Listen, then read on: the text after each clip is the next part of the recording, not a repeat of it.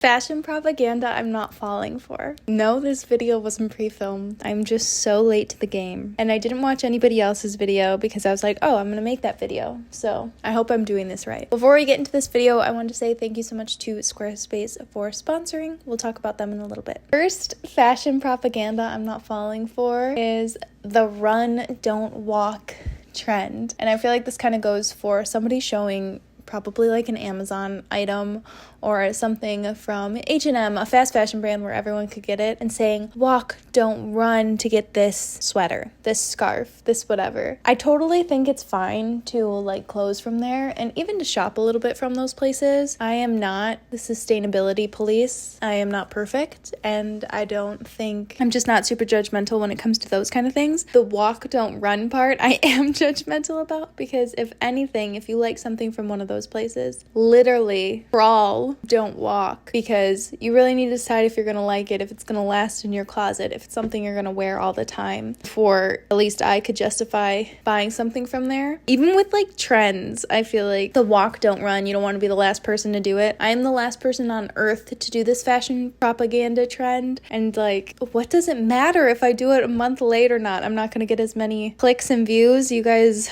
I'm not motivated by those things. Yeah, I feel like especially with clothes, you really need to think about whether you want something, and if something sells out, it's like, did you really need another pinstripe shirt from Target? Probably not. You probably don't even need one. My version is crawl, don't walk. Take your time. Think about it. And like that, it does nothing for me. When someone says walk, don't run, if I see that in a video, I'm like, click off. Next one, I just had to say it, Labubu charms. I think it's on everybody's, but I'm pretty sure they're already out and the prices are going down. I swear I saw something like on one of my news apps. I got a notification for that, which was funny.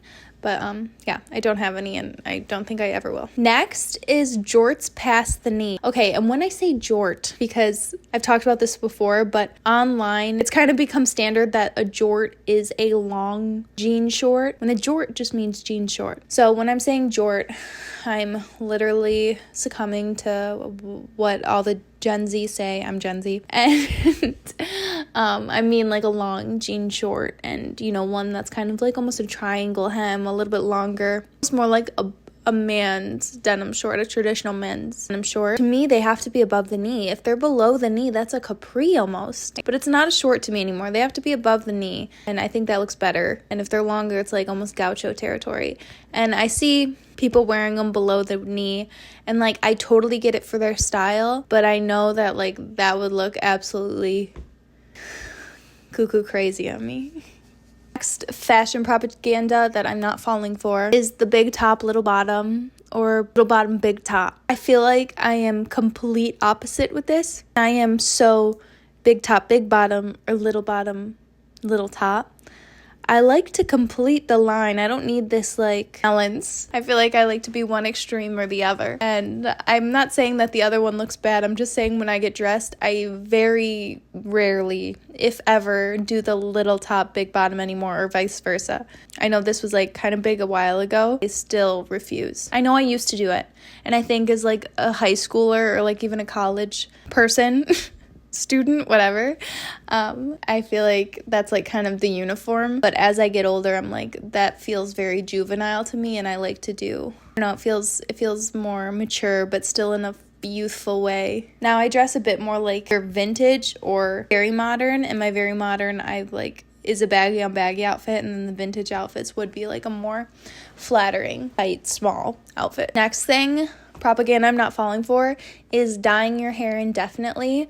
I have dyed my hair. I've had like platinum blonde and I've had pink hair. But both of them I knew that I wasn't going to keep it forever. Idea to like have to maintain your hair color and keep going in indefinitely to like, if you had this color hair and you wanted to be blonde, that is so much work and so much time and so much money. And I promise you look beautiful with your natural hair color. And like, it's not that deep. I totally get it if it's like, it makes you feel more confident and you feel better in that hair, but you guys gotta be tired and your hair's gotta be tired. Pockets gotta be dry. Just kidding. But I know that like when I had platinum blonde hair, it was so expensive and I'd have to go in once a month to maintain this, and it was crazy. So maybe even just getting like a less upkeep. It's so freeing to like not have to worry about that. And I've had the super dead hair and all the product I would have to buy to like make my hair look normal. It's just so much easier to just wear your natural color. Next thing, kind of not very fashion propaganda-y, but just Botox and filler. I feel like I always talk about it, but especially after having a daughter, it's like I don't want to put so much emphasis on like looking young and looking perfect and caring about like my face that much. I feel like fashion, like caring about it, it's so fickle and indefinite. It's just an outfit you put on. You can put it on for 1 second and take it off. You can put it on for a day. You can wear the same outfit for, years. But changing your face and your appearance where it's like, it's not hair, it just grows back. It feels like a more permanent thing. I don't know. I've thought a lot about this. I don't think I will ever get Botox or filler. And again, I just like don't care. So I definitely have like the little wrinkles in between my eyebrows, and I look at them and I'm just like, I don't look at it and think it's ugly, and I don't look at it and think it's like beautiful either. I'm just like, meh, on with my day. We should just stop looking in the mirror so much too. I remember when I had such bad acne, I like had one of those super magnifying mirrors, and I would look so close at it and like just pick it and extract and whatever. And that was like the worst thing I could have done. Not once did somebody else say like, oh, you got a pimple, or your skin looks horrible, or just, anything that I thought like everyone was thinking. It was just me thinking it. So, okay, next thing I'm not falling for is like going to the mall or going to one store and buying 6 things. Even like if you're shopping online at a fast fashion store and you buy 6 things and then these influencers or people are showing us your haul, there's no way that store has 6 things you like. Like maybe if you're returning them all and you keep one, I just look at that and I'm like, sounds mean. But I just look at that and I'm like, do you like really care what you're putting on, or are you just like looking at what the store sells and they're the store is influencing you of what to buy? But yeah, I mean, even when I leave the thrift store with like more than one thing, I'm like, I got caught up in the thrifting, you know what I mean? Like if you go to a store, like if you find one thing, I think that should be a pretty big deal, and we should make it a lot more normal to not buy anything because you don't like anything, because you really have to think about it. So this is propaganda I'm not falling for, but I guess I've fallen for that at the thrift store. But the last time I went to the mall and bought more than one thing, it had to have been before I started thrifting, like consistently. High school was the last time I went to the mall and bought something. I swear. Like, who's shopping at the mall? But I even mean like online shopping. Online shopping, I've definitely done bigger hauls than that since high school. But, okay, next. Propaganda I'm not falling for is that athleisure is comfortable, that your leggings are your comfy clothes.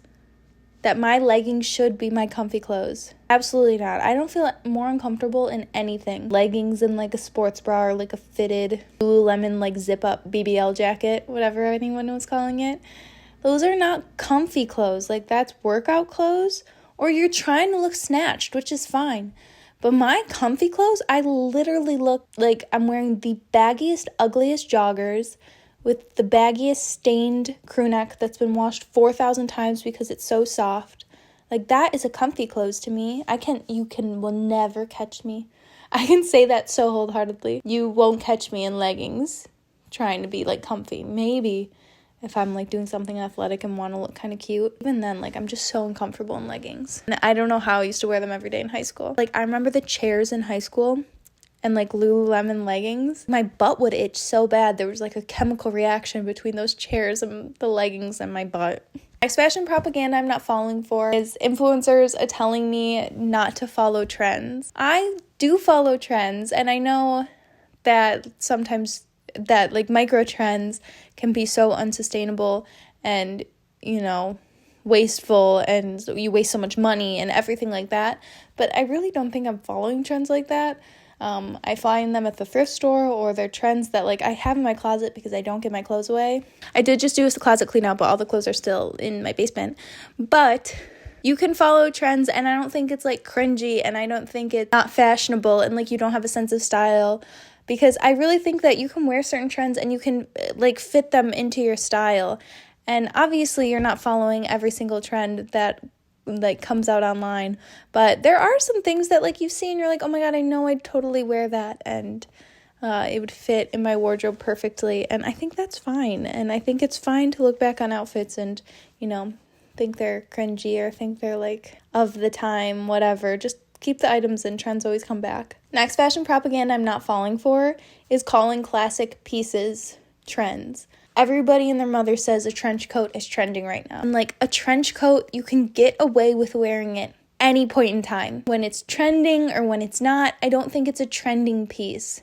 What was the other one I was thinking of? Kind of vice versa also. Like, people will say bootcut low-rise jeans are classic and they're not trending. They're trending. They were out of style. Like, you remember when they were out of style and it was the last thing we would wear was a low-rise bootcut jean. They're just back in style and it's pretty quick, but that's how trends work now. But like, if you wore bootcut low-rise jeans years ago, 10 years ago, 2015, no, like 5 years ago, it would have stood out. Like, it did stand out. It was kind of like a very niche group of very Y2K girls were wearing like that kind of style or whatever, but it wasn't as like easily available at like Abercrombie or whatever. Yeah, I think that there's so many like classic pieces that people are saying like, this is trending, wide stripes are trending, and it's like, you could always wear wide stripes and it looks fine. That's like a classic. Dare I say cheetah print also.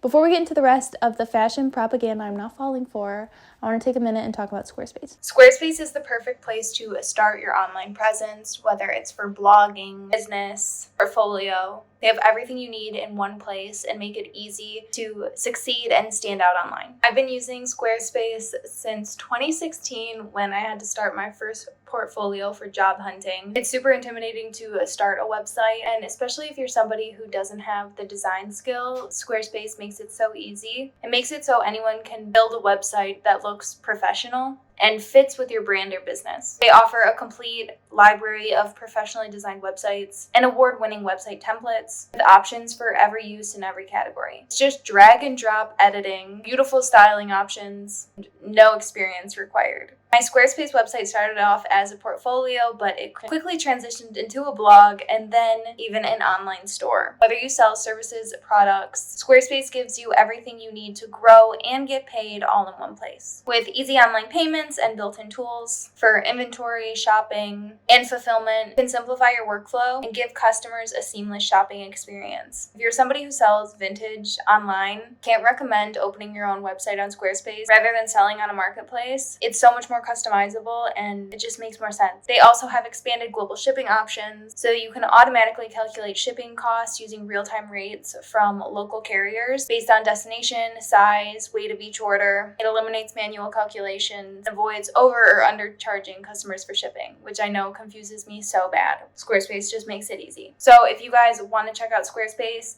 or you haven't made your Squarespace website yet, especially if you're in college or you're going to start job hunting, get ahead. Do it now. Go to squarespace.com/LaineyOzark or use the link in the description box to get 10% off your first purchase of a website or domain using code LaineyOzark. Thank you again to Squarespace for sponsoring this video. Let's get into the rest of it. The last fashion propaganda I'm not falling for are the bandage dresses. I almost said Band-Aid. But more so, I mean just like any bodycon dress.